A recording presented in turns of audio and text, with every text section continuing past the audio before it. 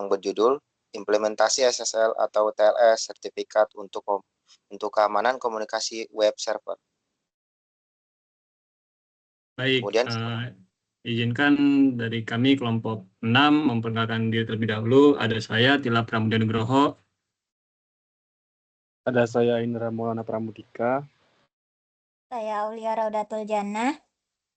dan saya Syarifatul Hidayat.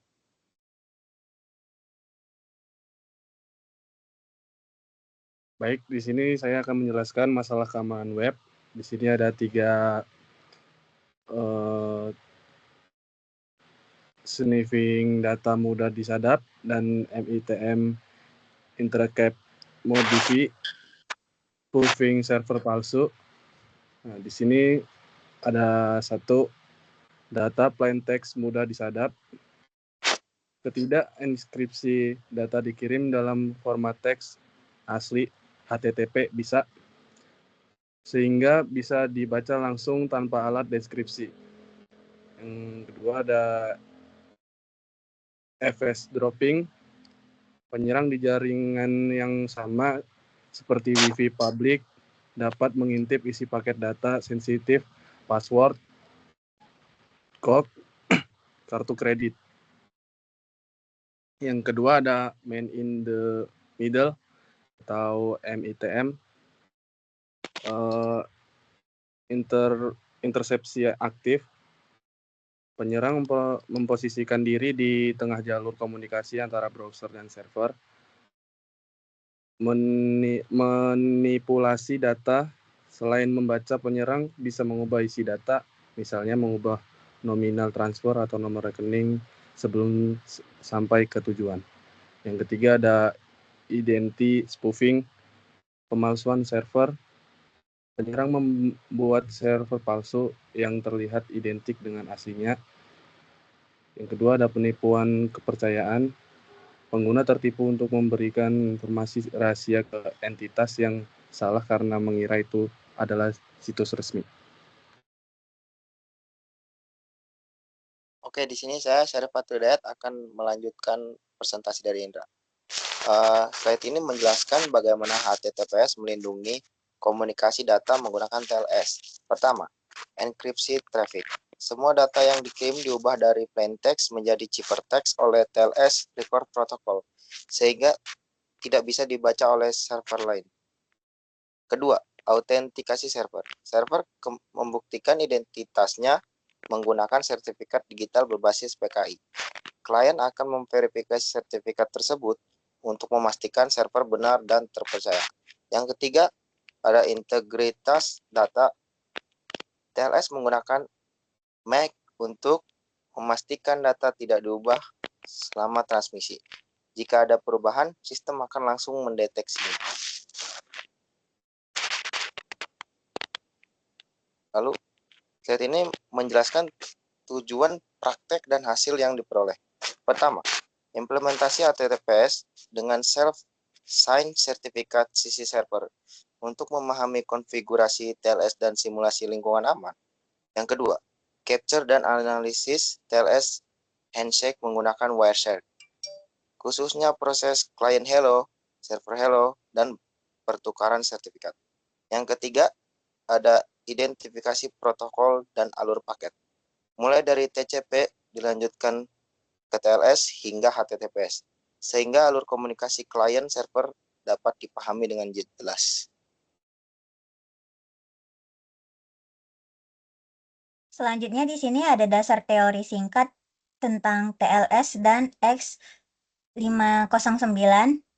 Yang pertama itu ada TLS atau Transport Layer Security, yaitu protokol kriptografi yang bekerja di antara layer transport atau TCP dan layer aplikasi untuk menjamin keamanan data pada HTTPS.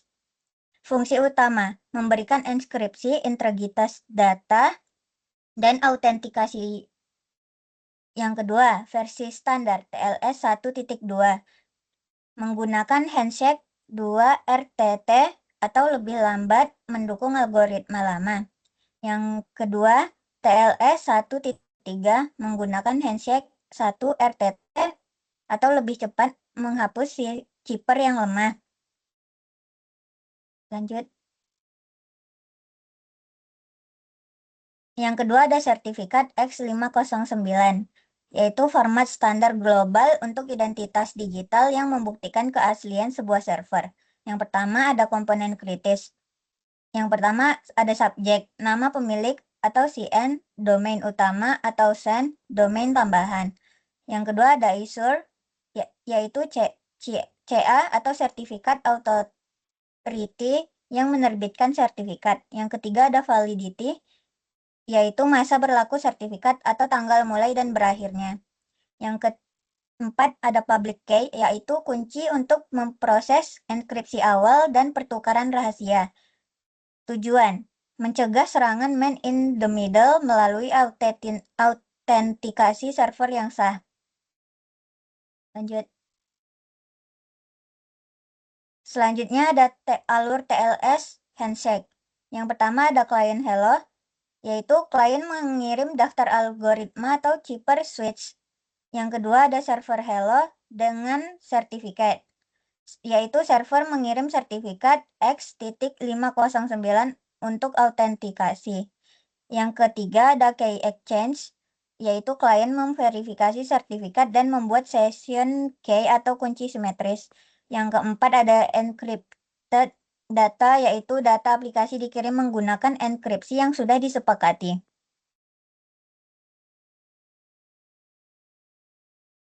Baik, jadi pada tugas besar di topik 6 ini kita menggunakan metodologi dari topologi dan tool sendiri, yaitu topologi yang digunakan terdiri dari modem internet, laptop, dan HP, yang dimana pada gambar di samping terbentuk sebuah topologi yang dimana internet memiliki sebuah akses public network, lalu diteruskan melalui modem Wi-Fi dengan metode gateway atau DHCP.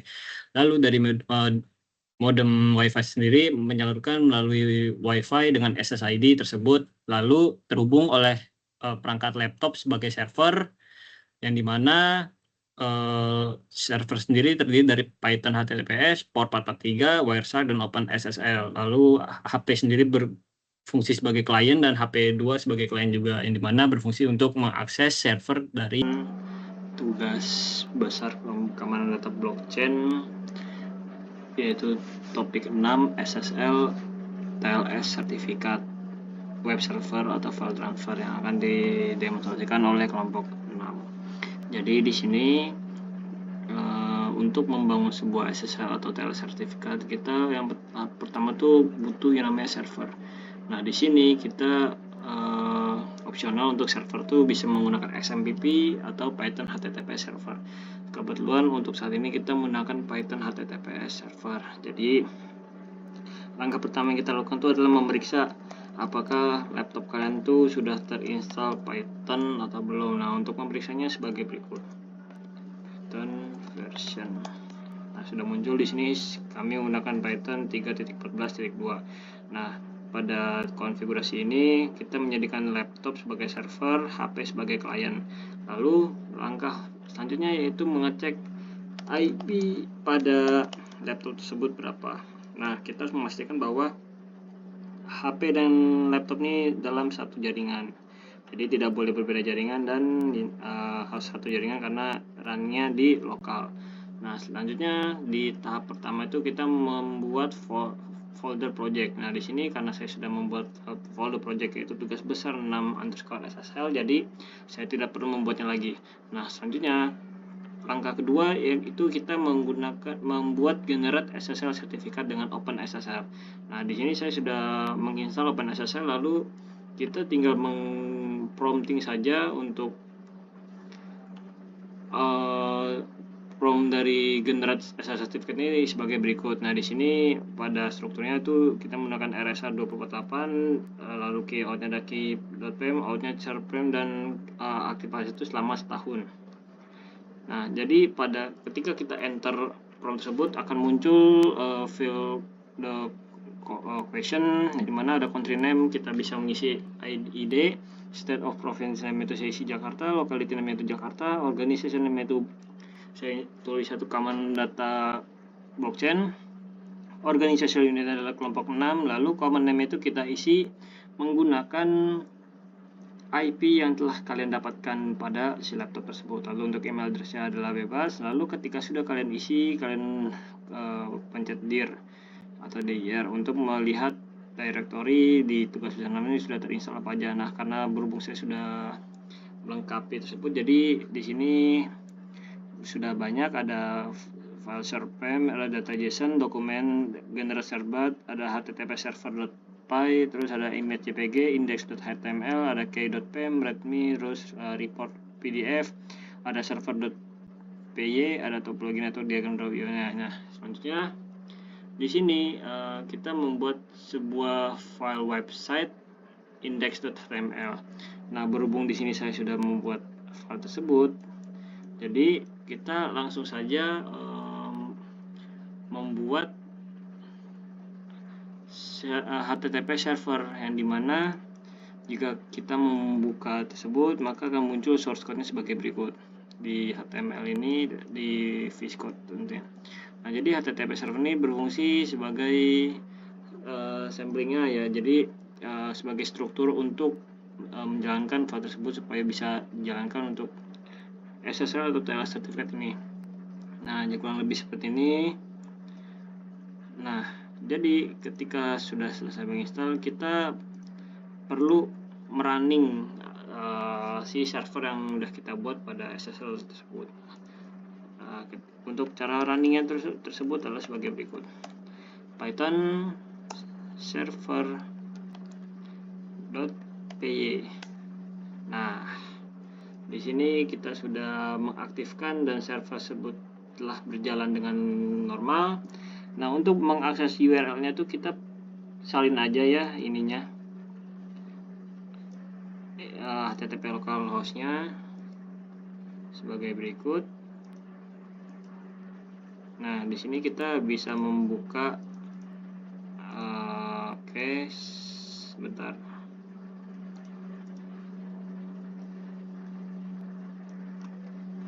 Nah, kita di sini membuka browser ya, yang dimana sebagai berikut kita jalankan. Nah, di sini sudah mulai terjalin sebuah konektivitasnya, dimana ada warning your connection is not private. Di sini kita menggunakan sertifikat self signed, makanya muncul informasi seperti berikut karena kita mengakses via localhost. Nah, untuk caranya itu kita tinggal add fan aja, lalu continue to localhost, unsave. Yap, dan ini adalah tampilan dari si Python HTTP server yang akan kita demonstrasikan. Nah, untuk fitur-fitur sebagai berikut, di sini ada bar untuk download text filenya. Nah, jadi di sini kita bisa mendownload file text filenya. Ada muncul peringatan juga. Nah, di sini terdapat informasi juga file transfer melalui koneksi HTTP enkripsi, lalu semua data dilindungi dengan SSL TLS protokol, lalu ada image filenya. Nah, jadi image file di sini kita bisa download juga. Lalu ada PDF filenya yang bisa kita buka juga tentunya. Dan di sini kita bisa view sertifikatnya, yang dimana di sini untuk general information-nya itu ada protokol HTTPS, ada host-nya itu sebagai localhost, port yang kita gunakan adalah 443. Untuk sertifikat details itu kita menggunakan self-sign X509, lalu algoritma adalah RSA 2048 bit, organization kelompok 6 sama dengan keamanan blockchain, validity-nya itu aktif selama 365 hari. Nah, untuk memastikannya kita tinggal klik pada alamat address ini. Di sini terdapat bacaan, lalu kita tinggal lihat saja. Kita lihat sertifikat dari si localhost tersebut. Nah, di sini sudah bisa kita lihat sertifikatnya itu kita telah dapatkan, lalu ada public key-nya. Nah, di sini sudah muncul. Lalu untuk di Wireshark sendiri, untuk di sini kita bisa melihat server log-nya. Nah, server log sendiri terdapat historinya, yang dimana ada pembacaan dari proses si website tersebut. Lalu untuk capture pada Wireshark sendiri, di sini sudah bisa kita lihat, yang dimana ada proses pembentukan menghubungkan data dari protokol-protokol dan protokol TCP dengan address itu, yaitu ada 192.168.1.8, berarti ini yang dilakukan oleh sumber itu dari HP, dan destination itu menuju ke klien, yang dimana klien HP sendiri adalah 1.7. Lalu di sini kita bisa melihat juga terdapat sekali proses-proses pembentukan komunikasi data.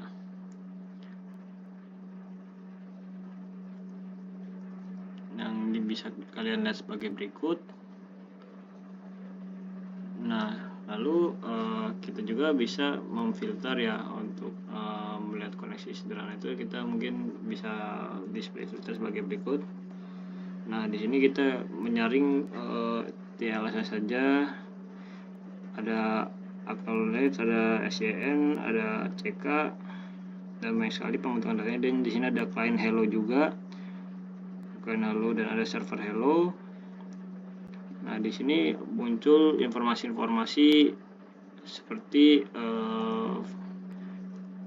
ketika kita display hanya untuk TLS handshake saja, maka muncul sebagai berikut. Nah, di sini client hello ini merequest untuk diterima ke server hello, dan server hello ini mengubah sertifikat data supaya lebih aman. Nah, bisa dilihat pada tampilan layar berikut bahwa di sini kita menggunakan koneksi itu yaitu koneksi via WiFi, bukan via internet. Jadi kita harus mengcapture itu yang diambil untuk port itu adalah port WiFi. Jadi kurang lebih seperti itu untuk demonstrasi file tugas dari kelompok 6. Dan untuk pembacaan capture dari Wireshark sendiri sebagai berikut. Dan sekian, terima kasih. Wassalamualaikum warahmatullahi wabarakatuh.